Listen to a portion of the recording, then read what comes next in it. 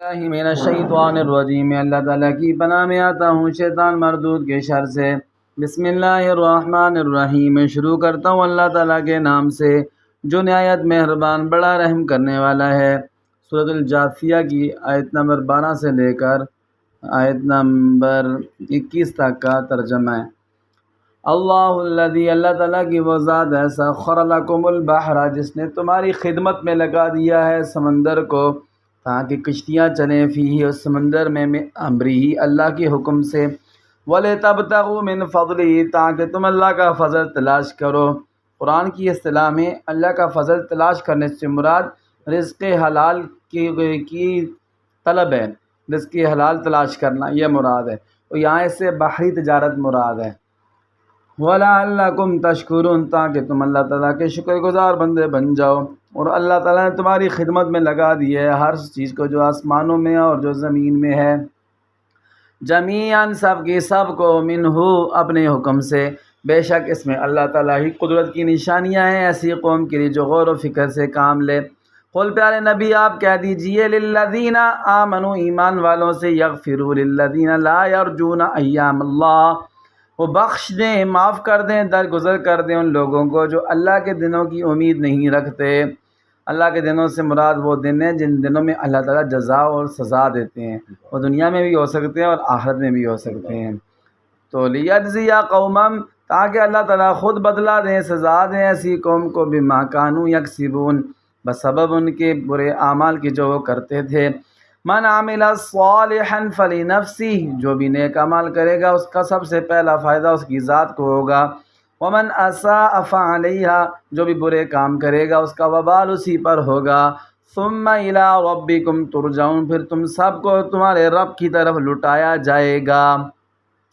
وَلَقَدْ آتَيْنَا بَنِي إِسْرَائِيلَ الْكِتَابَ، البتہ ہم نے بنی اسرائیل کو کتاب عطا کی، والحکمہ اور نبوت دی، والحکمہ اور حکومت دی، والنبوت اور نبوت دی، وَرَزَقْنَاهُم مِّنَ الطَّيِّبَاتِ، اور پاکیزہ رزق عطا کیے، اور ہم نے ان کو فضیلت عطا کی، علی العالمین، جہان والوں پر۔ وَآتَيْنَاهُم بَيِّنَاتٍ مِّنَ الْأَمْرِ، اور ہم نے ان کو واضح دلائل دیے، من الامر، اپنے حکم سے۔ فما اختلفوا الا من بعد ما جاءهم العلم، انہوں نے اپنے پاس علم آنے کے بعد اختلاف کیا آپس میں، بغیم بینہم، آپس میں ضد و عناد کی وجہ سے یہ اختلاف ہوا۔ ان ربک یقضی بینہم یوم القیامہ، بے شک آپ کا رب ان کے درمیان فیصلہ کر دے گا قیامت والے دن، فیما کانوا فیہ یختلفون، ان معاملات میں جن میں وہ دنیا میں اختلاف کرتے تھے۔ ثم جعلناک علی شریعۃ من الامر، پھر پیارے نبی جی ہم نے آپ کو ایک واضح شریعت کے راستے پر ڈالا ہے، من الامر، اللہ تعالیٰ کے حکم سے۔ فاتبع، آپ اسی شریعت کی پیروی کیجئے، ولا تتبع اہواء الذین لا یعلمون، ان لوگوں کی خواہشات کے پیچھے نہ چلیں جو نہیں جانتے۔ انہم لن یغنوا عنک من اللہ شیئا، وہ ذرا برابر آپ سے کسی چیز کو، کسی تکلیف کو دور نہیں کر سکتے، ہٹا نہیں سکتے۔ وَإِنَّ الظَّالِمِينَ بَعْضُهُمْ أَوْلِيَاءُ بَعْضٍ، ظالم لوگ ایک دوسرے کے دوست ہیں۔ وَاللَّهُ وَلِيُّ الْمُتَّقِينَ، اللہ تعالیٰ متقی اور پرہیزگار لوگوں کے دوست ہیں، مددگار ہیں۔ هَذَا بَصَائِرُ لِلنَّاسِ، یہ واضح روشن دلائل ہیں لوگوں کے لیے اور ہدایت ہے، ورحمت، اور رحمت ہے، لقوم یوقنون، ایسی قوم کے لیے جو یقین رکھتی ہو۔